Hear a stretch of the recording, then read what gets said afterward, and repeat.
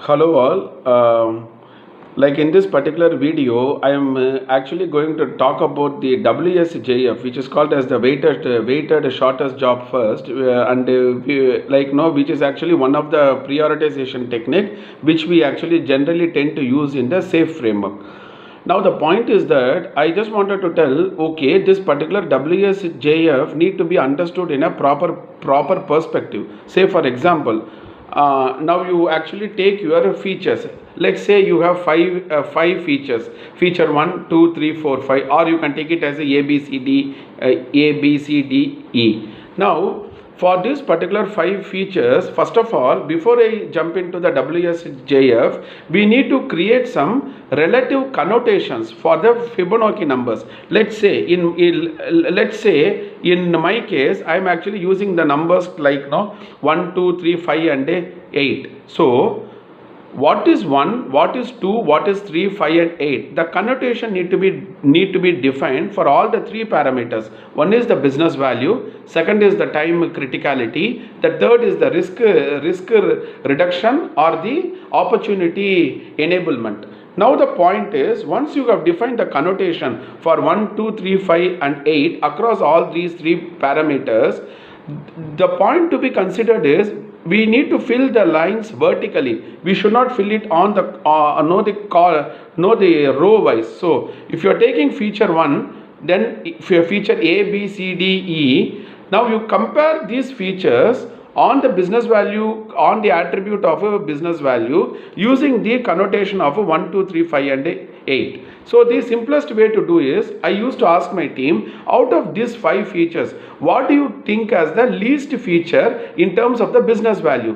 Whatever the team says as the least feature, then I tend to mark that feature's business value as a 1. And whatever the feature the team says as highest, I tend to mark it as a 8. So now once you are clear on the boundary values of 1 and 8, playing between 2, 3, 5 becomes relatively easy.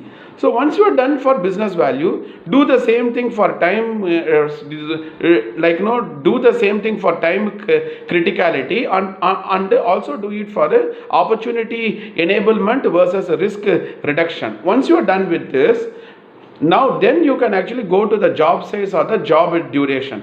Now the question will come, who will actually provide the numbers? The numbers need to be provided as a consensus among the team. And that's why we are saying product owners or someone who is going to represent the product management group should need to be part of the team. Because product owner is the business value maximizer, right? Because the product owner is the voice of the customer. So product owner need to be there in the team so as to give the relative numbers. See, we are not putting the absolute numbers, right? We are just using Fibonacci series and then putting relative number. Okay, so someone asked me, how does this particular relative number make sense or a relevance? Okay, say for example, if someone is asking you what is the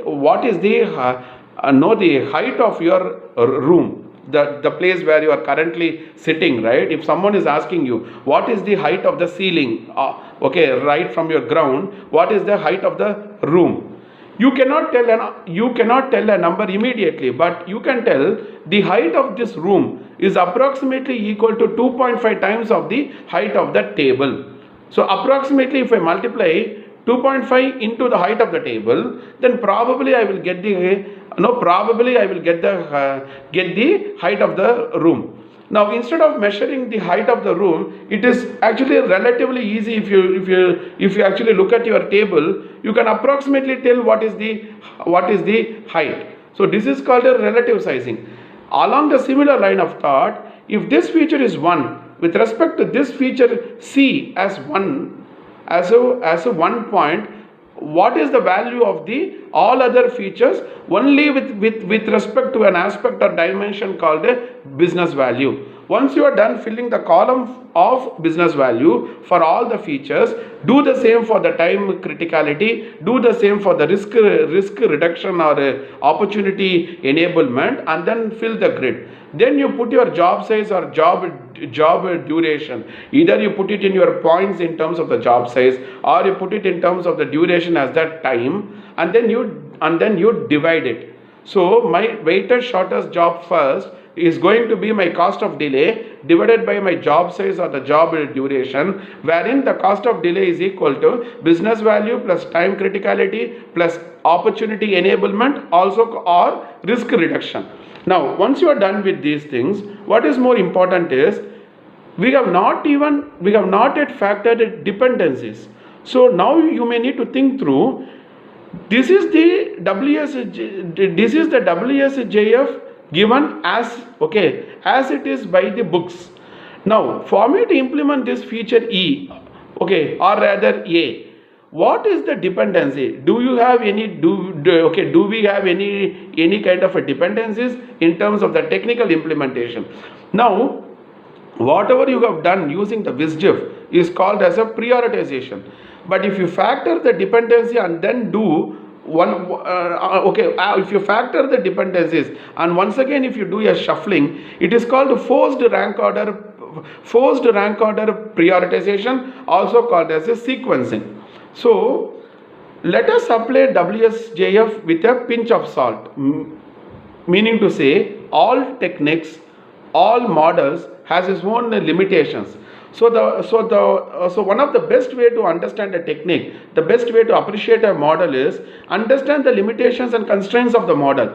This model works perfectly provided XYZ. This model works perfectly provided ABC. So probably we may also need to see from a system thinking point of view holistically, applying the theory of constraints also. Any particular model has a limitation. Models are good not to finalize it, but to start the conversation. For me to foster collaboration, for me to foster communication among the team, I still need a model, I still need a technique to begin the journey. But just by using a technique and then believing that the technique itself will take care of each and every intricate aspects, subtle nuances, I don't think it is going to work out. That is the difference between a certification trainer versus an agile practitioner. So when you learn a concept from a certification point of view, yes, the concept is good. But when you really take the concept and then apply it on the play field, you cannot just like that apply. Because from a real-time implementation point of view, defects, delays, dependencies, impediments, risk, all these 5 things is going to kill the flow of agility. So apply WSJF, factoring the dependencies, assumptions, limitations and the constraints, then probably WSJF will actually have a more impact in the landscape. Okay, so I just want to share this particular thought with you all. So I made this particular video. If in case you have any real-time challenges wherein any kind of a challenges pertaining to clearing an interview for a Scrum Master or an Agile coach role, or if you have any kind of a challenges in terms of hands-on implementing the concepts, probably you can connect with me. Let's see what is the best can be done. Okay, cheers, bye.